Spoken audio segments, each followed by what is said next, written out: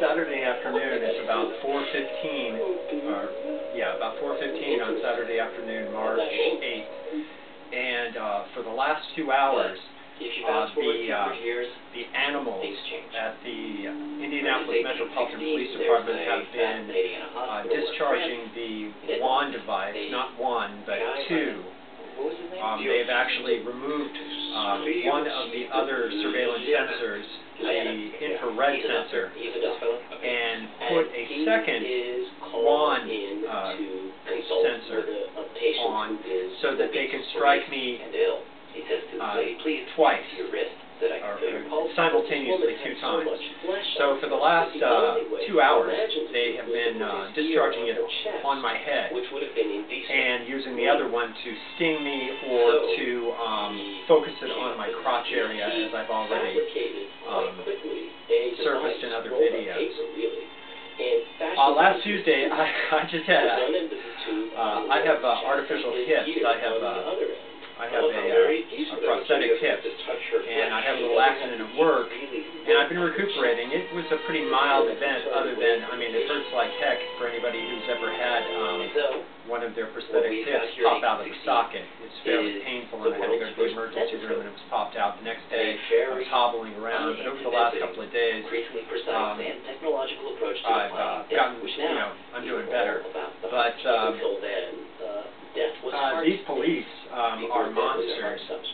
These detectives who have been persecuting him for over 6 months now, although there has been a bit of a change in the regime, as I've already surfaced. What I discovered last week when I sent off, I've been sending off some new letters to Judge Borges of the Marion County Superior Court. She is the chair of the criminal division. Is that in fact, after I think the first one that I sent back in early February, I want to say on February 12th, the one that I've been subsequently using to try and find lawyers with, that delineates all of the tactics, most, I won't say all, a lot of what they have been doing to me over this period of time. Well, subsequently, the letters that I sent to her on the 7th and the 20th were intercepted and destroyed. Now this has, well, whether they were destroyed or not, I don't know that, but I know that she didn't get them, or I am fairly confident that she did not get them. This had happened once before under the previous lead detective, whose name is Mike. His last name begins with E, and it rhymes with welder.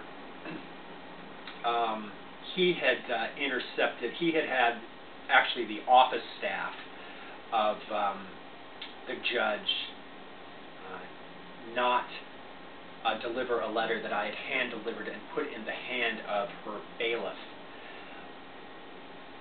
And so it had happened before, and it has happened recently. I sent a letter on the 17th with attachments, and I sent another letter on the 20th with attachments. The letter on the 17th I sent by FedEx, and the one that I sent on the 20th was by U.S. mail certified. They were both received at the courthouse, but my understanding is that they were not received by the judge.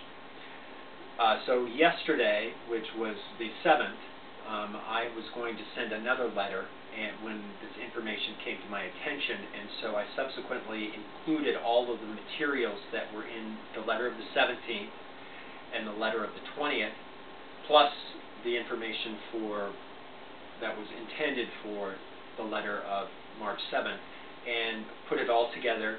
I hand-delivered a copy of it again to the judge's office, and again placed it in the hands of the bailiff, as well as I proceeded to the post office and again sent it, not certified, but I sent it by priority mail, which gives you a tracking number, and then I paid for a signature signature request.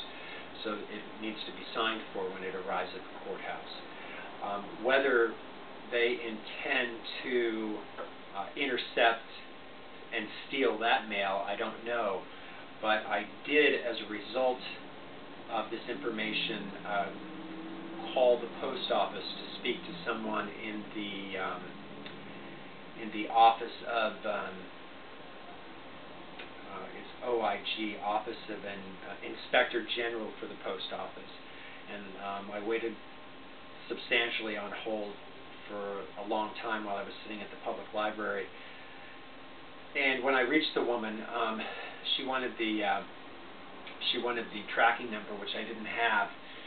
It was scanned and on a one of these USB drives that I have. Anyway, she informed me that I could go online and put in the request, which I subsequently did last night. Today, or over the past 3 days, now that I've been off work since my accident, although I go back tomorrow at 3 a.m., I've been working on my motion to unseal, moving forward with trying to stop their illicit attacks, their criminality.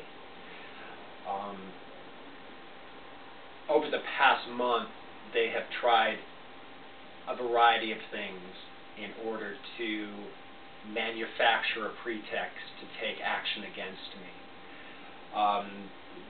And I have countered through surfacing my concerns through email and letters and telephone calls and texts. Apparently their intent is to actually up their criminality and up their illicit activities and their intentional misuse of this high-tech technology. This high technology that they're using, and when I refer to that, excuse me, I'm referring to the unmanned aerial system, as well as presently on this shared wall with another apartment is the one that they've commandeered and are presently surveilling me or conducting a stakeout. And as I've already surfaced in previous emails and previous videos, they are coming into my home and actually stealing my private possessions, just little things, a pair of underwear, a spoon, my gloves, again, specifically and explicitly with the intent to somehow find a pretext to take action against me, whether that entails a false arrest, false charges, and a malicious prosecution of some kind, or whether it has to do with trying to somehow fabricate or somehow conceal the use of the unmanned aerial system, the surveillance drone that has been oppressively surveilling me for months.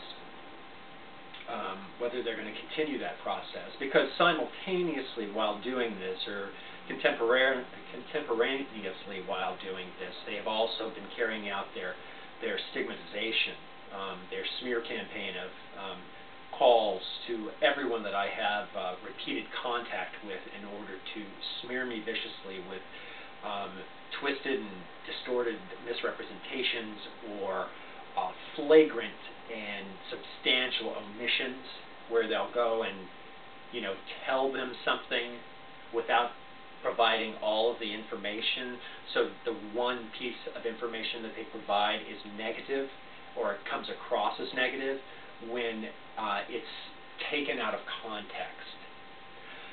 And then also a complete disregard for the truth.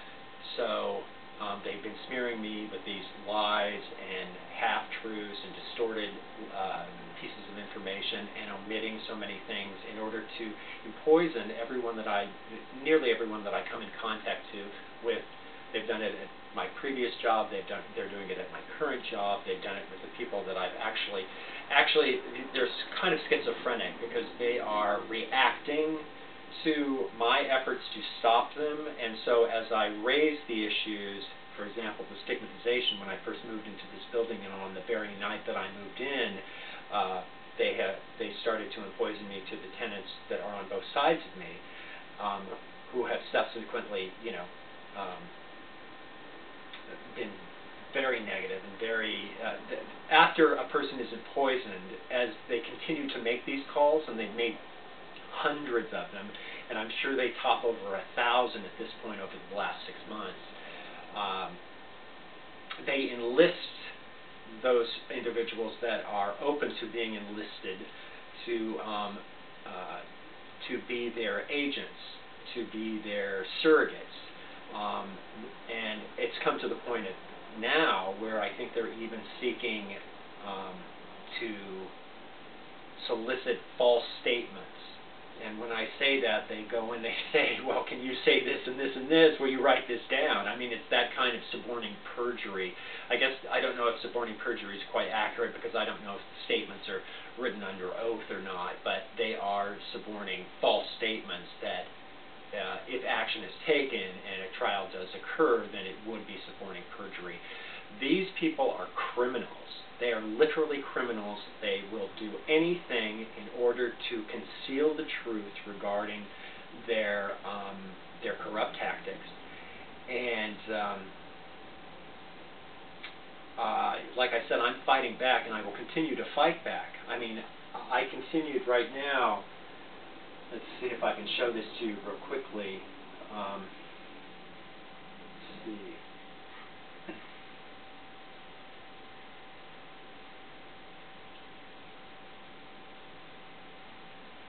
So right here, these are folders that I've created that have documents in them, and the documents are mostly opinions. And when I say opinions, they're court decisions that are applicable to the situation that I am looking at them for in order to apply it to preparing documents to submit in court. The one that I'm working on now is called a motion to unseal, and what that is exactly what it says. When officers and a prosecutor or a district attorney wants to use advanced technology to monitor someone, they have to go and get approval from a judge, and when they do so, they have to tell this judge, provide them with information, and then the judge determines if there is what they refer to as probable cause to issue a warrant to allow these officers to conduct this monitoring and surveillance and phone tapping and the use of electronic, monitoring. These officers have actually deceived the judge, which is referred to as judicial deception, in order to obtain a warrant that was fraudulently obtained. So they do have judicial authorization to do what they're doing, but retroactively, when I challenge it and when it is determined that it was judicial deception, all of that information will have been considered collected or done illegally. And, well, that's the first step in a longer process, but that's the next step, is to actually unseal the warrant so that I might know what I'm being accused of, because these people have this authorization, but they are going far and beyond what the document is allowing them to do. And the document, the warrant, or the order for electronic surveillance, it requires real specificity. So it requires that you can do this, you can do that, and that's all you can do. But that's not what they're doing. They're taking this little paper and saying, hey, I have carte blanche to do whatever I want because no one's going to find out. I'm a criminal with a badge, and I've got power, and I'm going to abuse that power. I think this guy's a bad guy. I've targeted him, and so de facto he is guilty, and anything that any act that he takes, any step that he's making is somehow a challenge to my authority, and it's negative, and I can spin it. I'm the officer, and he's he's preparing a motion to unseal, so he's trying to avert, he's trying to cheat. I don't know how that could possibly be construed as cheating. I can call the FBI, I can send emails to the Department of Justice, I can report and record their criminal acts to build a record of what they have and are doing to me, and that's what I am doing. I don't want to take up a long time here. I have been, as I said, collecting videos. This is a copy of the program,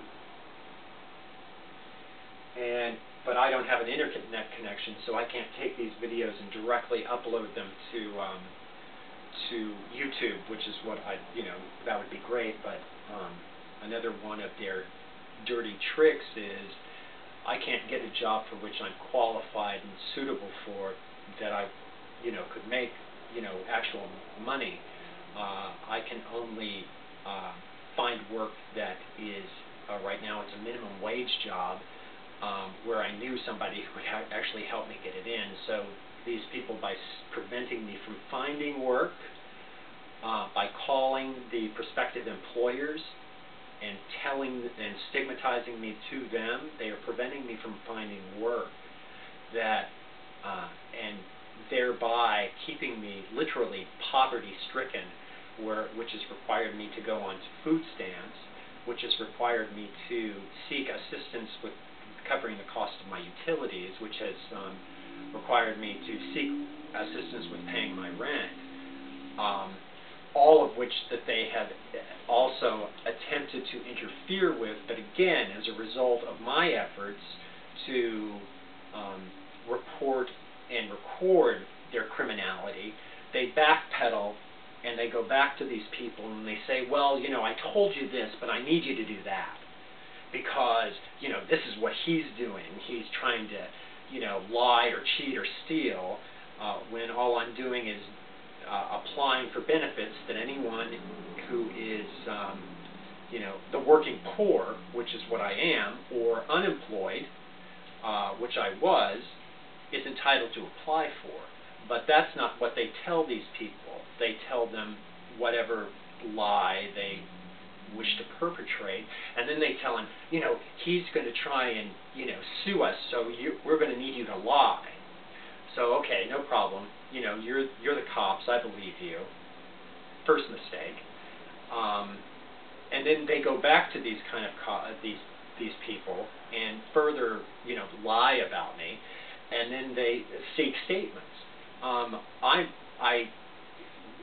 There's a woman in my building who assisted me with getting a job, who I wanted, was trying to start to be friends with, but again, these people can't afford to allow me to have friends, because that leaves them open to someone who would be willing to testify in my behalf and against them, and they can't tolerate that. So what they need to do is stigmatize me to everyone I know, which they have done, and subsequently, I took this lady to the supermarket today, and I was afraid to do it. I almost said, I can't help you anymore, because I can't trust you anymore, because I think that you're willing to submit one of those false statements. I mean, that's the situation, where it's this kind of evil scheme situation that's going on because of these criminals with badges. These corrupt, depraved, sadistic, vicious, cover my behind at whatever costs, scum, and they are scum. Whatever we need to do to cover our behinds, we're going to do it. That's what kind of trash these people are, and I know that that's not a very nice thing to say, and I know but it's nicer than saying all those, those dirty words, and I'm not a big dirty word guy. I mean, granted, in my home where you'd think I would be safe, you think that every American has the right to be safe in their home. It's one of the places that I am the least safe. At night, they are monitoring me from the other side of that wall, and with their unmanned aerial system, and they are discharging this one device, and if these videos, these 70 videos, some of which are like this, where I'm just kind of providing a monologue of what's happened, but about half of those 70 little over half of those videos are these film clips that I've taken with the camera that's sitting there, basically just of myself living here, where you can actually see the residue signature of the WAND sensor, and WAND is an acronym. It's W-A-N-D-D. It stands for, let's see, it stands for Weapons and, Non-Permitted Device Detector, something like that. So WAND is an acronym for sort of what I think I just said, which is Weapons and Non-Permitted Device Detector. I might be leaving out one of the one of the acronyms, but I don't think so, or one of the words that go with the acronym, but I'm not quite sure about that. Anyway, hopefully not. Anyway, so this device is a sort of a sonar device. It's actually called an ultrasound, and it can be discharged in order on a person to actually see through, to see what they're carrying in their pocket, or what they're carrying here or there. But it's actually more high-tech than that, where I believe that it can actually see, it almost has sort of an X-ray sort of capability. So they can, they can point it and know that when they discharge it at my prosthetic hip, that it's causing me pain and discomfort. And in regards to that, just to finish the explanation of how it works, and how it works mainly I've learned from it being used against me, and in addition to that, I started to do some web research to find out what it was. I used to just refer to it as a device,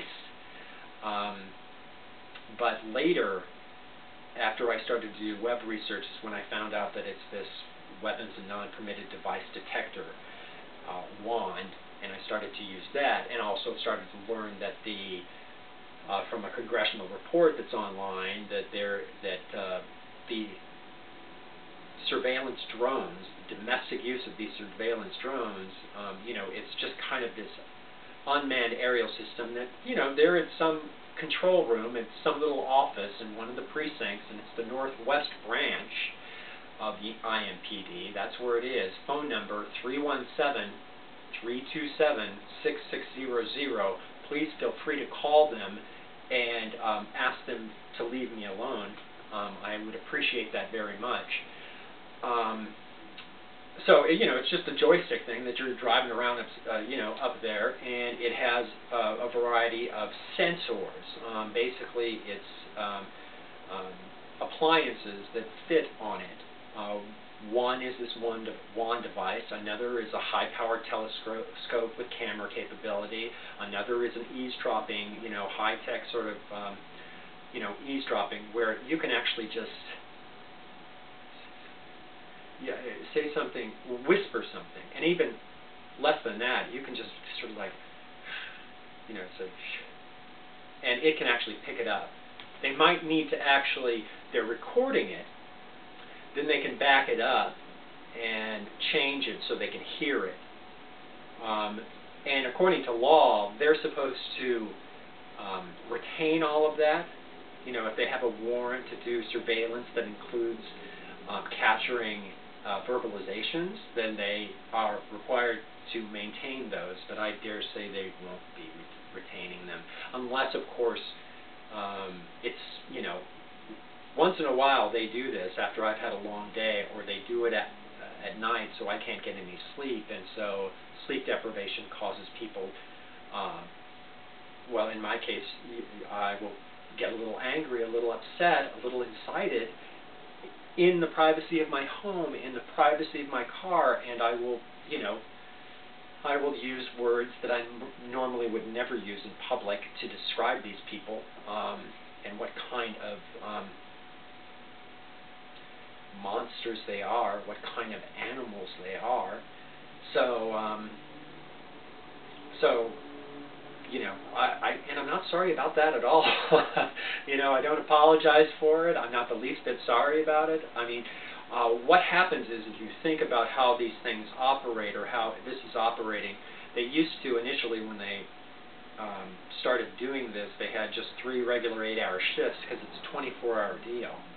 as I started to report in my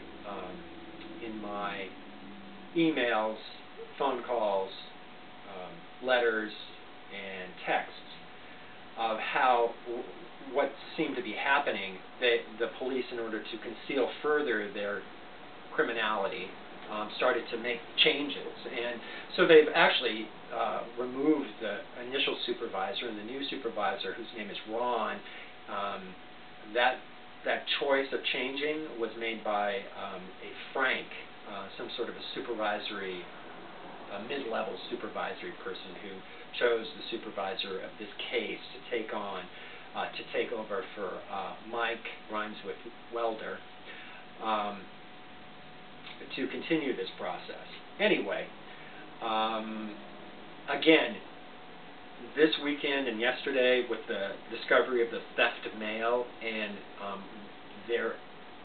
what their next tactic is in order to conceal that information or to overcome it, because I'm not sure unless I think what they plan to do is stigmatize the judge against me as soon as they can, which they normally wouldn't be able to do, because this isn't the judge that gave the warrant. But that's what they're going to attempt to do, and say that I'm not being, that my veracity is in question, and it absolutely isn't, because whoever the post office investigator is, all they have to do is, Judge Borges, did you receive this letter? Because it was sent and it was delivered. Did you ever get it? And the answer is no, I never got it. And what about, this letter of October 10th? Did you ever get that? Well, no, I never got that. And then there was a third one, which was the FedExed one, also delivered to the courthouse, also never received by the judge. So these monsters, these animals, they're taking advantage. They're like, well, what can we do? How can we wrap this up? This guy is going forward with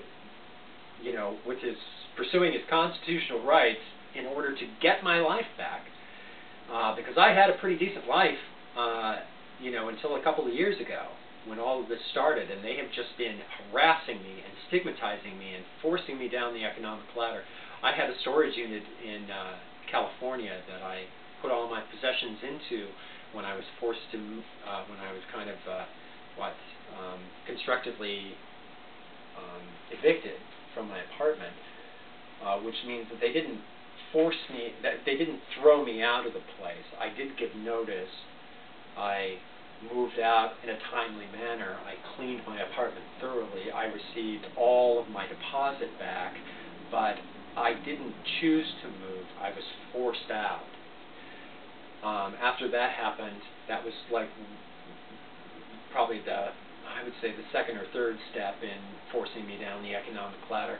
I had to put my things in storage and move to a horrible place, at which point I started conversations with my brother started mentioning, move out here, move back to Indiana, you're a native Indiana, move back to Indiana.